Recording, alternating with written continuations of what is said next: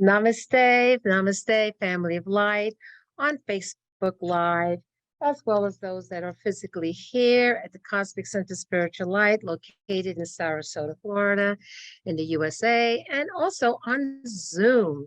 So, greetings, greetings, greetings. As some of you may know, the last anchoring light was in Mount Shasta, California. And so this is the first one coming from that trip and that energy. And what I'd like to do is just right off the bat, share this powerful, powerful Lemurian crystal. You can Google what this is all about, but the time of the Lemurian crystals are now coming up, rising up from the earth, okay, because they are coated with ancient information that is designed for our time of ascension.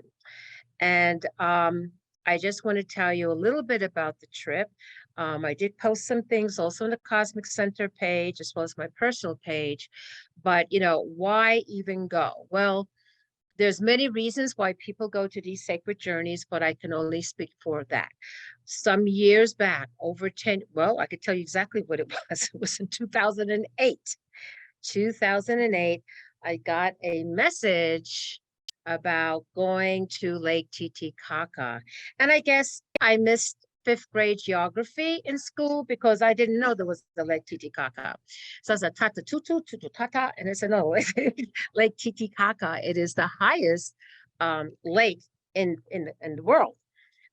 Anyway, so training for that is like, what is a divine directive? You do this. How do you do it? I don't speak Spanish, much less Amara, which is the original language, and all the fear came in, and you just had to release it. Well, it was the first time everything was orchestrated divinely. Everything went smoothly. One of the things that anchoring light, Sheena, and Sheena listens sometimes to the anchoring light when she lived here in Sarasota, petite, blonde, blue hair, beautiful light. And she says to me, I've lived in Cusco, Peru for years. I speak perfect Spanish. And I've always wanted to bring a group to Peru. I said, you got it. Who knew? Who knew?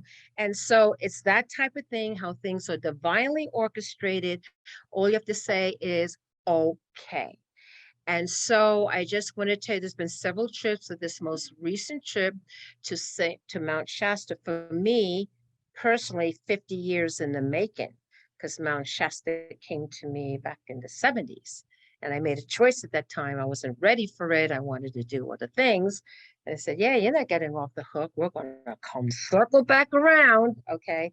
And this was divinely appointed time for me with a group to go to Mount Shasta.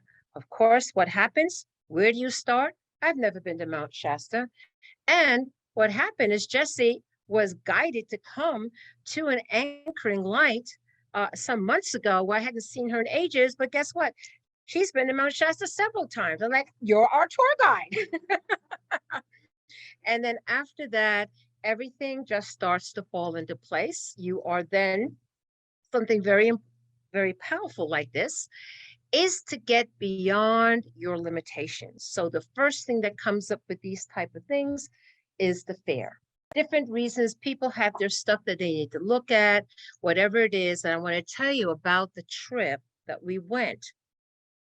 Turned out to be, which I didn't really realize at the time because it's in the moment, a conscious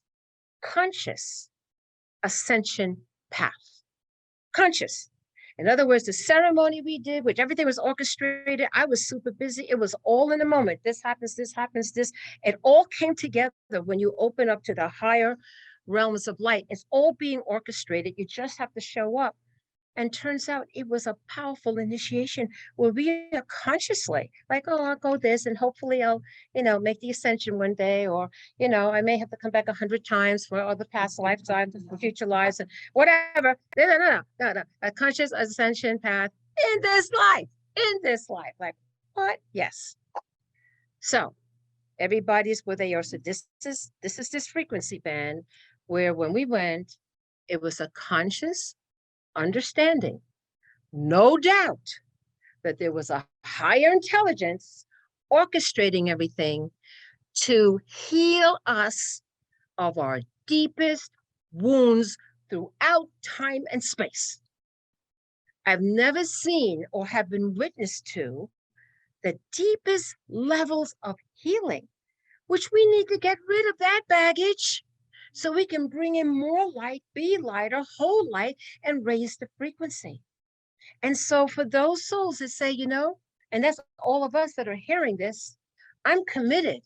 I'm committed to bringing light to the planet, to making a difference in the planet. Because there's some part in my soul that knows I'm supposed to do something. It's important that I do it and that I be in my Dharma. And whichever way this comes around to whatever journey that you may find yourself and you feel a pull or a call, that means the universe is calling you because you have an important role to play. We are all part of the ascension of this planet to bring forth balance and wholeness and oneness back again. We are to be a galactic or galactic presentation of a humanity, okay, like other star beings who have gotten the whole polarity thing all taken care of. They're beyond that. And there are the Shambhala worlds and the other worlds where we could say the ascended worlds.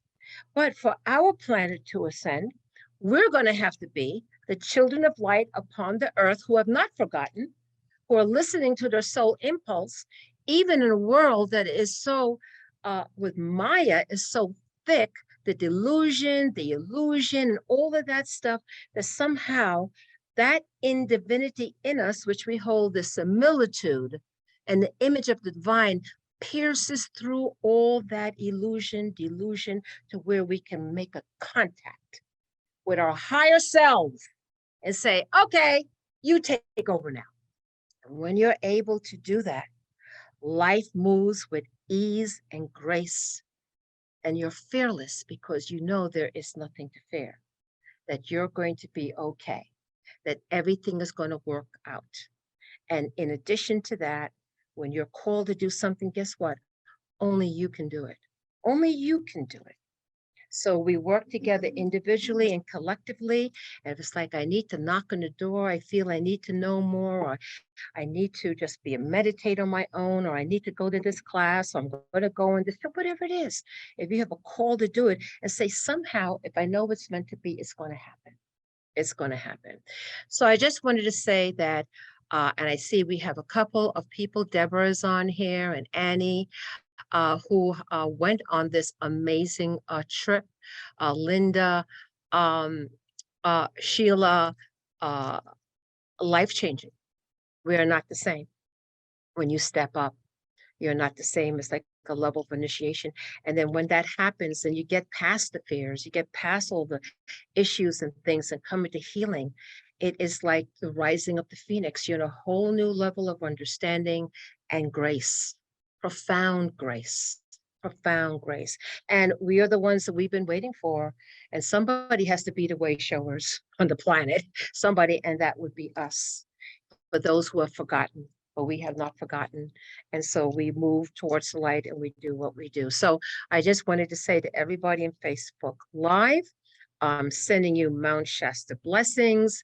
We're still very high, not quite anchored yet, but I just want to say that there is no doubt, no doubt. If you're saying, prayers or meditations and your question, is this really real? Is there someone out there listening? Yes, there is, because we had evidential evidence, okay, where we had somebody, Hannah, who caught the violet flame. It wasn't even a picture that was taken. It just showed up. I mean, the communication, there was no discussion. It was very clear, very vivid. We had UFOs in and out of a portal, captured a portal with Ildigo, had a portal in Lake Titicaca too. And there's a connection between Lake Titicaca and also Mount Shasta. So amazing stuff. Very, very exciting. So with that, I'm going to say namaste to our Facebook Live light workers. I know many of you will get this later on in your feed. Some of you are live now, others will look at it later. If this is new to you, if anybody is interested in being part of the Anchoring Light Transmission Meditation, we do work. We know clearly who we work with, the Amishadai, the Family of Light, some of the pictures you'll see behind me. Very much, I want to say hi to Lord Lento, the Flame of Illumination. That was very highlighted for me personally on this trip. But yes, you are welcomed. Anybody who resonates with this and wants to know more, we also have a YouTube channel, or you could just go to our website, www.ccosl.com for more questions. Namaste.